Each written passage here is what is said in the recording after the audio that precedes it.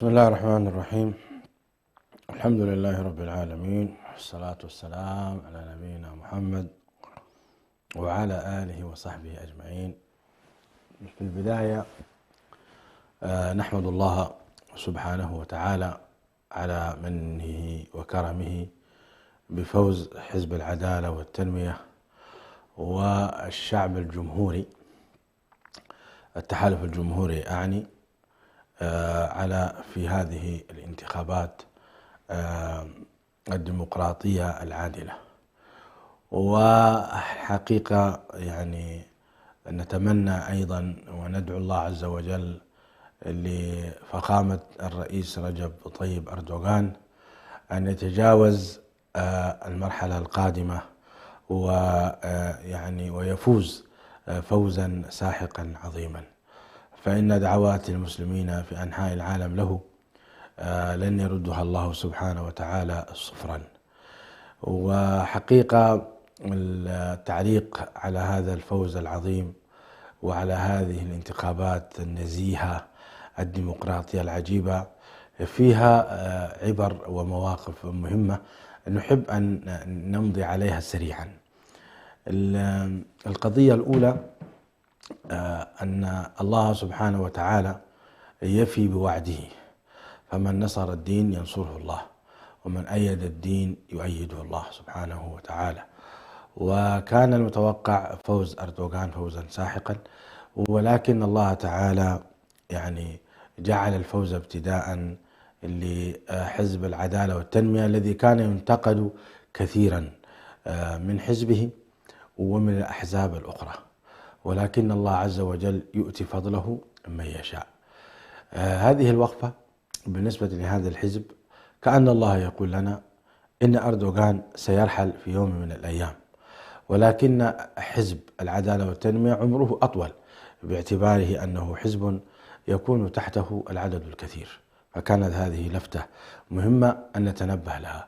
كذلك حزب العدالة والتنمية آك بارتي هو الذي أتى برجب طيب أردوغان، ولديه أيضا من القيادات ما سيحمل هذه الراية بعد رجب طيب أردوغان، فكأن هذا تمهيد، كأن الله يقول احرصوا على هذا الحزب حرصا شديدا ولا تحرصوا على الأفراد كثيرا، فإن رجب طيب أردوغان قد أدى ما عليه في 20 سنة، حتى لو لم ينتخب نقول له جزاك الله عنا وعن المسلمين خيرا، فكيف هو سوف ينتخب له بإذن الله؟ ونسأل الله تعالى أن يختم له بخير على مستوى حياته الشخصية وعلى مستوى حياته السياسية، نسأل الله تعالى أن يختم له بخير. هذه اللفتة الأولى. اللفتة الثانية أيضا توالي الانتصارات لشخص ما قد يؤدي هذا إلى أن النصر لا يكون إلا من عنده، فتتعلق القلوب به، كما حصل لذلك في زمن خالد بن الوليد لما عزله عمر رضي الله تعالى عنه خشية أن تتعلق القلوب بخالد بن الوليد. فاليوم بما أسدى الله عز وجل لفخامة رجب طيب أردوغان ربما يخشى أن تكون الانتصارات متعلقة به، والأمر ليس كذلك، إنما النصر من عند الله، كما قال تعالى وما النصر إلا من عند الله. لذلك حصل ما حصل من تأخر نصف درجة ليتجاوز بها فخامة رجب طيب أردوغان. النقطة الثالثة أيضا كان هذا الموقف العظيم الديمقراطي الكبير رفع من شأن هذا الرجل، رفعه في السراء والضراء، رفعه حينما كان ينتصر على الأحزاب الأخرى ويصوت الناس له، فرفعه الله عز وجل بذلك. ورفعه الله عز وجل أيضا حينما لم ينتخبه الناس أو حصل في انتخابه شيء من النقص وقبل بهذا ولم يقمع الشعب ولم يعمل شغب ولم يتضجر، بل قبل وقال إلى الجولة الثانية. هكذا كان هذا الرجل في فترة الانتخابات والفوز وفي فترة الخسران، فكأنه يعلم الأمة أن المسلم أينما حل فهو مبارك وهو عادل منصف لا يتجاوز حدود ما اتفق عليه مع الآخرين. يا سلام، هذا الموقف العظيم. ما هذا يا رجب طيب أردوغان، عادل في السراء والضراء، والله فلترفع لك القبعة وليقبل رأسك ولتقبل يديك وقدميك أيها الرئيس المبارك الطيب، كما سماك أبواك رجب طيب أردوغان، فأنت طيب، ونسأل الله تعالى أن تموت طيبا وتقبض روحك الملائكة طيبا بعد عمر طويل أيها الطيب المبارك. هذه الدروس والموافق نسقيها من هذا. النقطة الرابعة، لو انتصر أردوغان بفارق بسيط لربما قالوا حصل غش في الانتخابات وحصل هناك يعني تجاوزات، وربما عملوا من الشغب ما عملوا، ولكن الله عز وجل قدر هذا حتى تهدأ نفوس المعارضين ويتحمسون للجولة الثانية، وسوف يخسرون بلا شك، وسوف يفوز أردوغان بلا شك، لأن الناصر هو الله، ولأن الله وعد ولا يخلف الله وعده. قال تعالى: إن تنصروا الله ينصركم، وقال تعالى: إن ينصركم الله فلا غالب لكم، وقال تعالى: ولينصرن الله من ينصره إن الله لقوي عزيز. لذلك هذه الأسباب ولغيرها المتعلقة بالله عز وجل لا بخلقه سوف يفوز أردوغان حسما بحول الله وقوته. إلى درسنا. ما زلنا مشاهدي الأكارم نتحدث نحن وإياكم حول ضحك النبي صلى الله عليه وسلم، هذا النبي العظيم الذي أتى بالفطرة، فالفطرة يعني التي خلق الله عز وجل الناس عليها، يضحكون ويبكون، يمزحون ويجدون، يناكحون النساء بالحلال ويأكلون ويشربون. أتى هذا النبي الكريم بالفطرة التي أمر الله عز وجل وخلق الله عباده عليها. وتحدثنا كثيرا عن حياته مع أسرته صلى الله عليه وسلم، ومع أقاربه وجيرانه، ومع المنافقين والكفار، ومع الأغنياء والفقراء، ومع المرضى وذوي الاحتياجات الخاصة.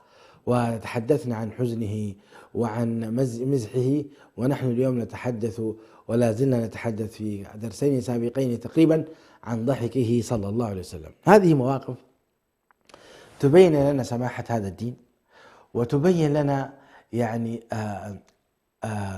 سهولة هذا الدين ويسره، وكما قلت لكم أنه موافق للفطرة.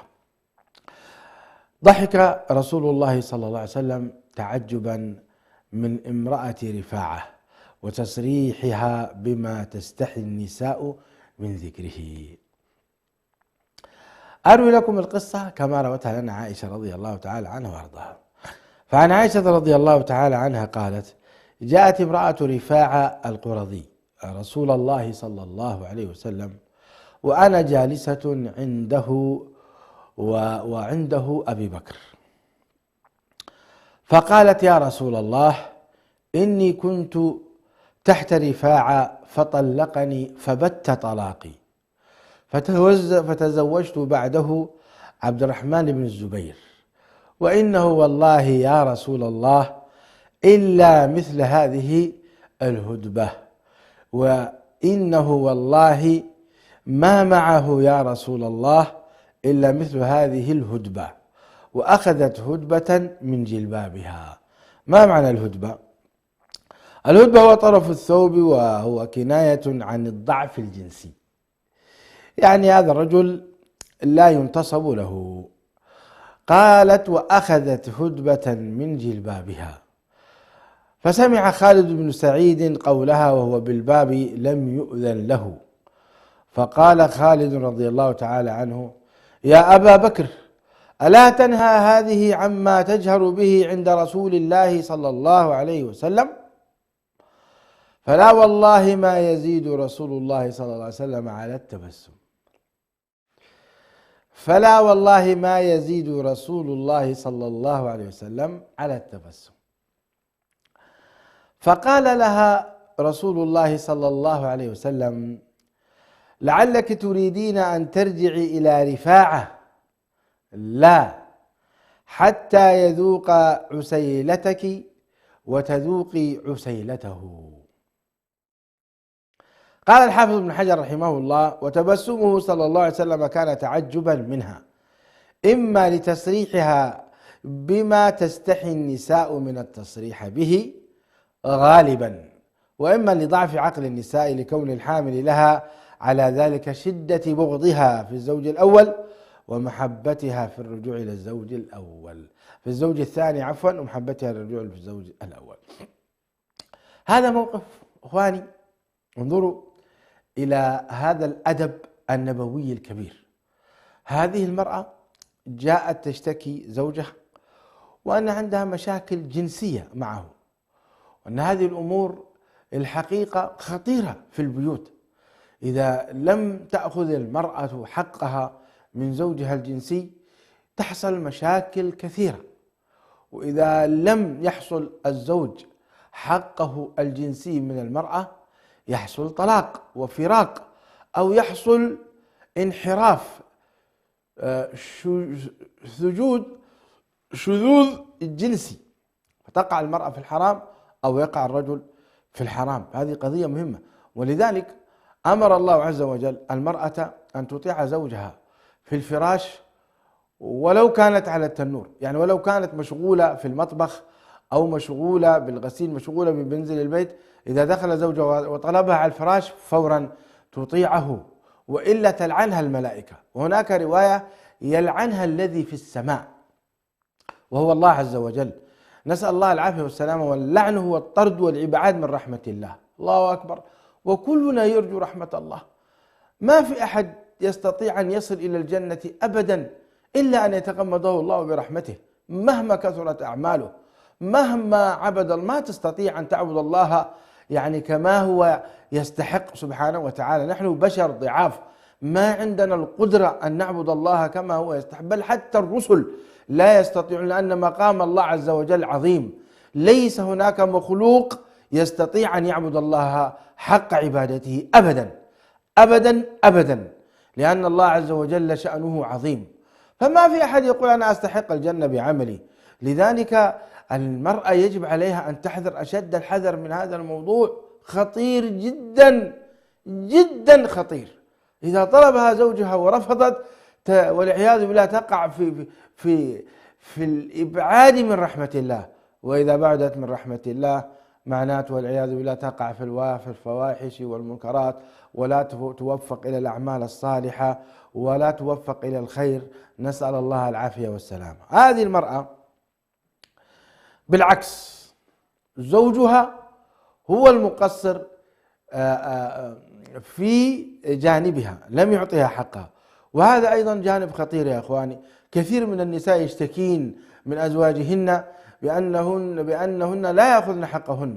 يأتي الرجل فينتهي من حقه سريعا، وتبقى المرأة تتلوى بشدة الشهوة ولم تشبع من زوجها بعد، فبالتالي يقع بغض وكراهية ويقع انكسار، مصيبة كبرى. الأمر الجنسي أتى به الشرع، وأمر النبي صلى الله عليه وسلم قال لا تعجل عليها حتى تقضي، أو كما قال عليه الصلاة والسلام. هناك توجيهات نبوية كريمة يجب للزوجين أن يرعاها، لأنها تكون سببا في أن يؤدم بينهما. هذا الأمر خطير خطير جدا. تقول التقارير أن 70% من نسبة الطلاق هي عدم إعطاء الزوجين حقهما في الفراش، بالذات الزوجة لا تشد في طلب الطلاق إلا لأن زوجها مقصر في الفراش، لكنها لا تستطيع أن تبوح به. هذه المرأة شجاعة، امرأة رفاعة القرظي شجاعة، وأتت وخافت من رب العالمين أن تقع في الحرام، فقالت يا رسول الله إن عبد الرحمن زوجها ليس عنده مثل هدبة، يعني لا ينتصب له، يعني ينتصب له، فلا يستطيع أن يؤدي حق الجنس معها. فقال لها النبي عليه السلام لعلك تريدين أن تعودي لزوجك الأول، لا يحق لك أن ترجعي إليه ما دمت قد وقع عليك الطلاق 3 حتى تتزوجين زوجا آخر، وحتى هذا الزوج يجامعك مجامعة حقيقية صحيحة بالإيلاج، ثم يعني كنا بهذا النبي صلى الله عليه وسلم حتى تذوقي عسليته ويذوق عسليتك، فكنا بالجماع كأنه بالعسل، وأنها تذوق عسيلة الرجل يعني بمعنى أنها يعني يقع الجماع تاما كاملا. بعد ذلك إذا أرادت أن تطلب الطلاق وأراد زوجها الثاني أن يطلقها، يجوز لها أن ترجع لزوجها الأول، ويملك زوجها الأول الطلاق 3 كأنها زوجة جديدة، يملك الطلاق 3 الأولى والثانية والثلاثة، والله تعالى أعلم. على كل حال هذا الموقف تبسم منه النبي صلى الله عليه وسلم تعجبا من جرأة هذه المرأة. هذا الأمر يستحي منه، المرأة تستحي، يذبحونها ولا تقول هذا الكلام، ما تقول هذا الكلام أبدا. حتى لو حصل خلاف في المحاكم تأخذ المرأة الشيخ لوحده وتخبره عن القضايا الجنسية، ما تستطيع أن تبيح بها أمام الناس. الحياء مطلوب ولا يأتي إلا بخير. فالنبي عليه الصلاة والسلام ضحك من هذا الموقف، وبالفعل هو أمر مضحك غريب. وضحك رسول الله صلى الله عليه وسلم من عجب الرب من عبده ودعائه وحده ليغفر له ذنوبه. عن علي بن ربيعة قال: شهدت عليا أتي بدابة ليركبها، فلما وضع رجله في الركاب قال: بسم الله بسم الله بسم الله، ولما استوى على ظهرها قال: الحمد لله، ثم قال: سبحان الذي سخر لنا هذا وما كنا له مقرنين وإنا إلى ربنا لمنقلبون، ثم قال: الحمد لله الحمد لله الحمد لله، والله أكبر والله أكبر والله أكبر، سبحانك إني قد ظلمت نفسي فاغفر لي فإنه لا يغفر الذنوب إلا أنت. ثم ضحك، يعني علي بن أبي طالب. قلت: من أي شيء ضحكت يا أمير المؤمنين؟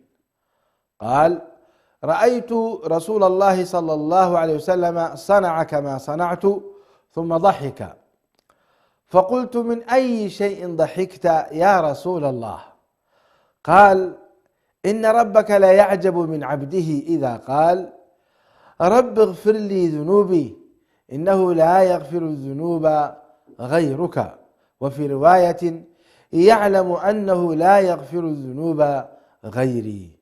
فالرسول صلى الله عليه وسلم يضحك تعجبا من معرفة هذا العبد لربه سبحانه وتعالى، والتوجه إليه بالدعاء ليغفر ذنوبه وخطاياه. هذا موقف أيضا ضحك فيه النبي صلى الله عليه وسلم من كون العبد المؤمن يعرف لا أحد أن يغفر ذنبه، لا قسيس ولا راهب ولا ولي ولا ملك، إنما الذي يغفر الذنوب هو الله سبحانه وتعالى وحده، كما قال تعالى: والذين إذا فعلوا فاحشة أو ظلموا أنفسهم ذكروا الله فاستغفروا لذنوبهم ومن يغفر الذنوب إلا الله، أي لا أحد يغفر الذنوب إلا الله، ومن يغفر الذنوب إلا الله، ولم يصروا على ما فعلوا وهم يعلمون،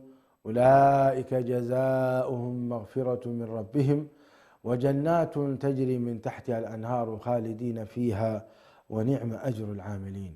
اللهم اغفر لنا ولزوجاتنا ولبناتنا وأخواتنا وأبنائنا وعلمائنا وللمسلمين، اللهم اغفر لنا ما قدمنا وما أخرنا، آمين. هكذا تعجب النبي صلى الله عليه وسلم من هذا الموقف، يقول: علم عبدي أنه لا أحد يغفر الذنوب إلا أنا. فهذا الموقف ضحك منه النبي صلى الله عليه وسلم.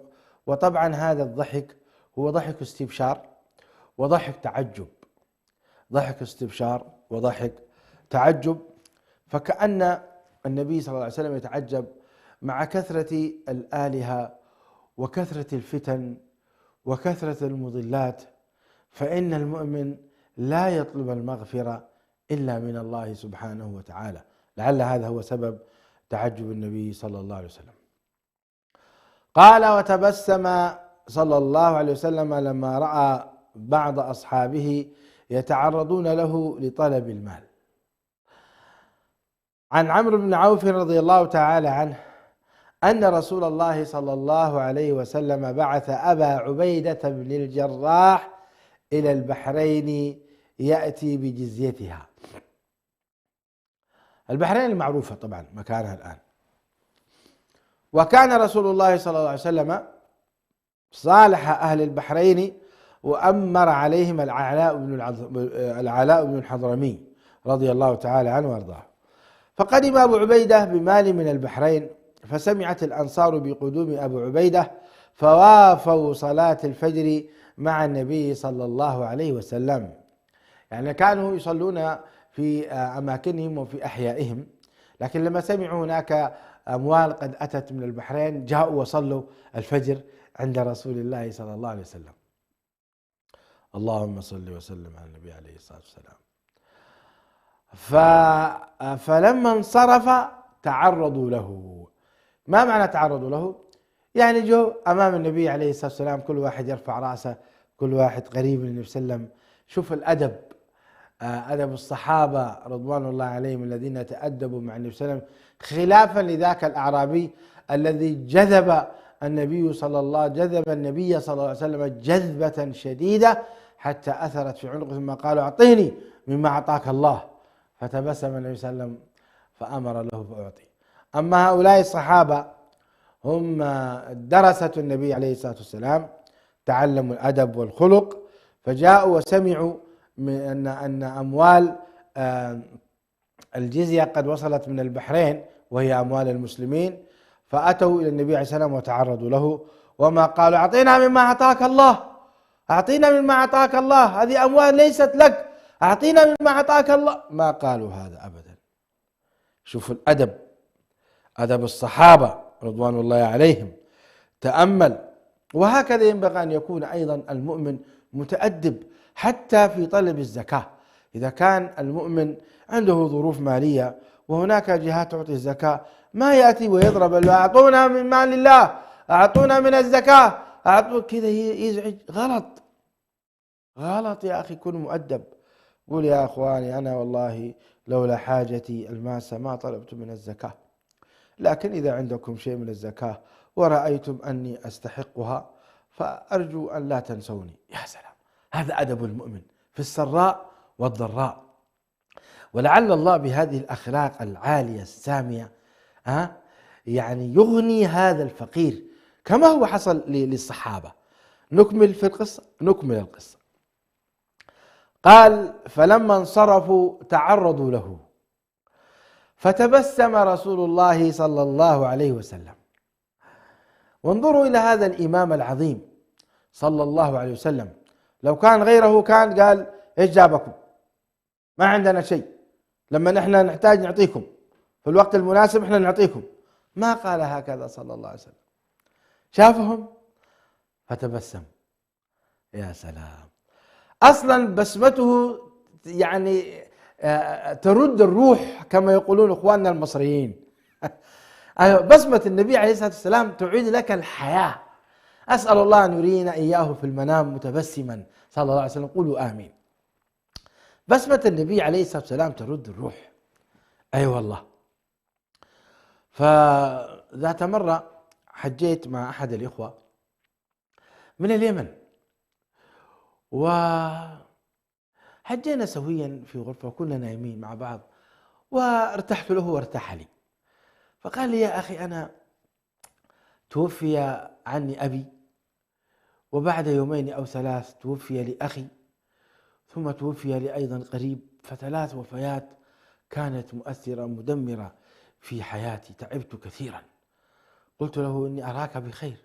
قال: نعم، رأيت رجلا عجيبا في المسجد النبوي الشريف، دخلت المسجد النبوي الشريف وكان الناس في مصلاهم، ثم رأيت عن بعد حلقة علمية فيها رجل يقيم درسا.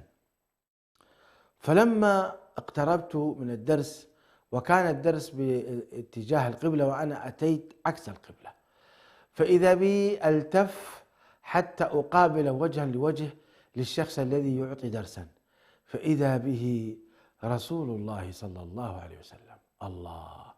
فقام عليه الصلاة والسلام واعتنقني واعتنقته وبكيت على حضنه بكاء شديدا، فخرج مني كل ذلك الحزن على أبي وعلى أخي، وما فرحت قط كفرحي برؤية رسول الله صلى الله عليه وسلم. قلت له: هل تعرف رسول الله صلى الله عليه وسلم؟ قال لي: نعم. قلت له: صفه لي. وأنا قرأت وصف النبي عليه الصلاة والسلام في السير، أعرف وصفه تماما من حديث أم معبد وعلي بن أبي طالب وغيرهم الذين وصفوا النبي صلى الله عليه وسلم وصفا دقيقا. فقلت له: صف لي من رأيت؟ فبدأ يصف النبي عليه الصلاة والسلام وصفا دقيقا كأنك تراه. والله هو النبي عليه الصلاة والسلام. الله! فقمت وقبلت هذا الرجل وقلت له: هنيئا، أنت رأيت رسول الله صلى الله عليه وسلم. فبكى مرة أخرى أيضا. هكذا فبسمة النبي عليه الصلاة والسلام بسمة ليست رخيصة، إنما هي بسمة غالية جدا، كسبها الصحابة رضوان الله عليهم واستمتعوا بها، أنهم رأوا يعني رسول الله صلى الله عليه وسلم. شوفوا، نحن نتحدث عن بسمة النبي عليه الصلاة والسلام ونتمنى من الله أن يؤتينا إياها، فكيف يتهموننا بأننا لا نحب النبي عليه الصلاة والسلام لمجرد خلاف في مسألة ميلاد؟ نرى عيد ميلاد النبي صلى الله عليه وسلم أو لا نراه، ونحن نتمنى والله أن نرى بسمة واحدة من بسماته صلى الله عليه وسلم نفديه بأرواحنا وأزواجنا وأمهاتنا وبناتنا وجميع أموالنا صلى الله عليه وسلم. نسأل الله تعالى أن نكون في هذا الكلام من الصادقين، آمين. قال: فتبسم رسول الله صلى الله عليه وسلم حين رآهم ثم قال: أظنكم سمعتم أن أبا عبيدة قدم بشيء. قالوا: أجل يا رسول الله. فقال: فأبشروا وأملوا ما يسركم، فأبشروا وأملوا ما يسركم، يعني سنوزع عليكم الأموال، فوالله ما الفقر أخشى عليكم، ولكني أخشى أن تبسط عليكم الدنيا كما بسطت على من كان قبلكم، فتنافسوها كما تنافسوها، وتهلككم كما أهلكتهم، وتلهيكم كما ألهتهم. هذا الحديث العظيم أخرجه الإمام البخاري ومسلم في صحيحيهما. يا سلام! هذه نصائح نبوية مهمة. قال عليه الصلاة والسلام: فوالله ما الفقر أخشى عليكم. سبحان الله! وهذا الأمر ليس خاصا بالصحابة وحدهم، وإن كان الصحابة وحدهم أيضا قد نالوا هذا الخير الكبير وأصبحوا أغنياء وأثرياء بما فتح الله عليهم من الفتوحات وبما رزقهم الله من الخير بسبب رحمة الله عز وجل بهم. ففعلا تحقق هذا وأصبح ينادون بالزكاة ولا أحد يجدها، لأن الجميع أغنياء. الله أكبر! الجميع أغنياء، كانوا يبحثون عن الفقراء بحثا. هكذا إذا فتح الله تبارك وتعالى. وهنا أيضا هذه بشارة للأمة الإسلامية أنه سيأتي يوم لا يوجد فيه أحد فقير، وأن الله عز وجل سيفتح علينا فتوحات عظيمة. والله ما الفقر أخشى عليكم. الله أكبر! هذه بشارة، يعني لن نفتقر إن شاء الله، وإن افتقر بعضنا فالبعض الكثير سيكون غنيا. وهذا حال الأمة. انظروا إلى أثرياء الأمة. من أثرياء الأمة ربما يكون أكثرهم مسلمين. الحقيقة هناك يعني ثراء كبير في أيدي المسلمين، ثراء كبير يعني يستفيد منه غير المسلمين مع الأسف. إذن ما الفقر أخشى عليكم. إذن هناك رزق سيأتي لهذه الأمة، ولكني أخشى أن تبسط عليكم الدنيا. هذا الذي خاف منه النبي صلى الله عليه وسلم، كما بسطت على من كان قبلكم فتنافسوها كما تنافسوها. مع الأسف هذا هو الحاصل اليوم، في أن يقتل الأخ أخاه، ويقتل ربما الابن أباه، وربما اشتكى الابن أباه واشتكت البنت أمها في المحاكم من أجل هذه الأموال الفانية الذاهبة. ولا حول ولا قوة إلا بالله، وإنا لله وإنا إليه راجعون. هذا هو الحاصل. انظروا وراجعوا المحاكم، واسألوا المحاكم الخلافات التي بين المسلمين حول الأموال، التنافس الشديد حول المال. المال بلا شك نعمة من الله ويجب المحافظة عليه، لكن أن يؤدي أنك تعبده هذا هو الحرام، هذا هو المنكر. تعس عبد الدينار، تعس عبد الدرهم، تعس وانتكس، فإذا شيك فلا انتقش. هكذا ذم النبي صلى الله عليه وسلم التنافس على هذه الدنيا. نحرص على المال بقدره ونجعله في أيدينا، لا نجعله في قلوبنا. هذه وصية نبينا الكريم: والله ما الفقر أخشى عليكم، ولكن أخشى عليكم أن تبسط عليكم الدنيا فتنافسوها كما بسطت على من كان قبلكم، فتنافسوها كما تنافسوها، فتهلككم كما أهلكتهم، وتلهيكم كما أهلكتم. فلذلك الحذر الحذر. هكذا كان خلق النبي صلى الله عليه وسلم مع الصحابة، وهذا كان نصحه. قصة أخرى: وضحك صلى الله عليه وسلم من مخاطبة العبد ربه وحلم الله عليه، يعني يوم القيامة. عن أنس بن مالك رضي الله تعالى عنه قال: كنا عند رسول الله صلى الله عليه وسلم فضحك، فقال: هل تدرون مما أضحك؟ قال: قلنا الله ورسوله أعلم. يا سلام، يا سلام على أدب الصحابة، إيه النور ده. قلنا الله ورسوله أعلم. قال: من مخاطبة العبد ربه يقول: يا ربي ألم تجرني من الظلم؟ يعني النبي عليه الصلاة والسلام يقول: أنا ضحكت من مخاطبة العبد ربه يوم القيامة. قال يقول يعني العبد: يا ربي ألم تجرني من الظلم؟ يعني مش أنت وعدتني أنك ما تظلمني ولا يكون أحد في يوم القيامة يظلمني؟ فقال الله: بلى. فيقول: فإني لا أجيز على نفسي إلا شاهدا مني. شوف، يقول: لا أجيز على نفسي إلا شاهدا مني، يعني لا تجعل الملائكة تشهد علي أو أي أحد آخر يشهد علي، لكن من جسمي نعم. فيقول الرب سبحانه وتعالى: كفى بنفسك اليوم عليك شهيدا وبالكرام الكاتبين شهودا. فيختم على فيه، فيقال لأركانه: انطقي. قال: فتنطق بأعماله. يوم نختم على أفواههم وتكلمنا أيديهم وتشهد أرجلهم بما كانوا يكسبون. إنا لله وإنا إليه راجعون. اللهم اغفر لنا ما قدمنا وما أخرنا وما أعلنا، اللهم تجاوز عنا، اللهم استرنا ولا تفضحنا. يوم القيامة يختم الله على الأفواه، أي لا تستطيع أن تتكلم، ويأمر الله فيقول: نكمل الحديث. فيختم على فيه فيقال لأركانه: انطقي. قال: فيتنطق بأعماله. قال: ثم يخلى بينه وبين الكلام. قال: فيقول: بعدا لكن وسحقا، فعنكن كنت أناضل. انتهى الحديث.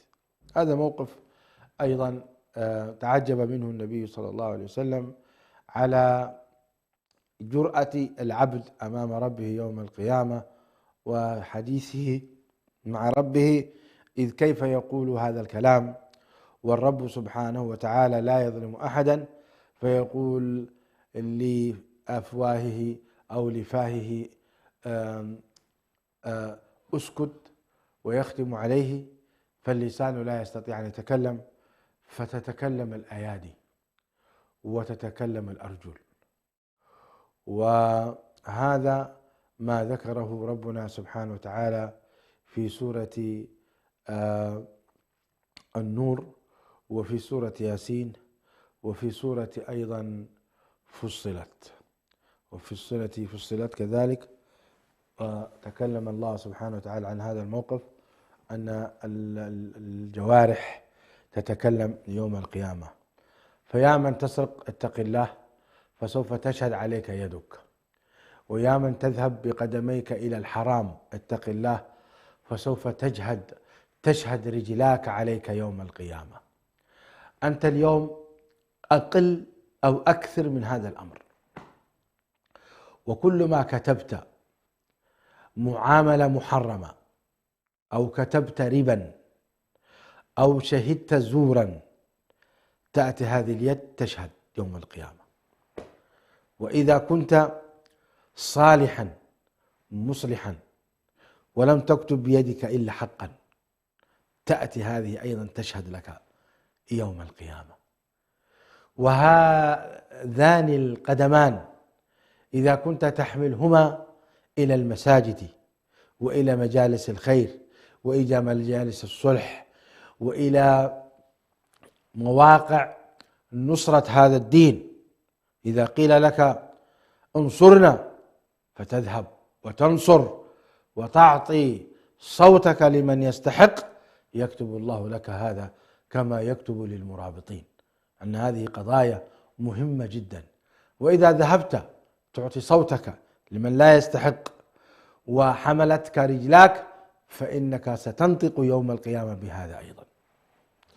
انتهى وقت الدرس، وهذه الضحكات والتبسم من رسول الله صلى الله عليه وسلم وهو يتبسم كأنه بين أيدينا عليه الصلاة والسلام، في حزنه مدارس وفي ضحكه مدارس، في حزنه تعليم وفي ضحكه توجيه وتربية وثقافة.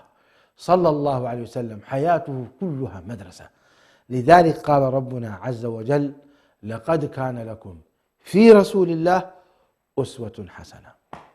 حتى ألقاكم في الأسبوع القادم على خير إن شاء الله.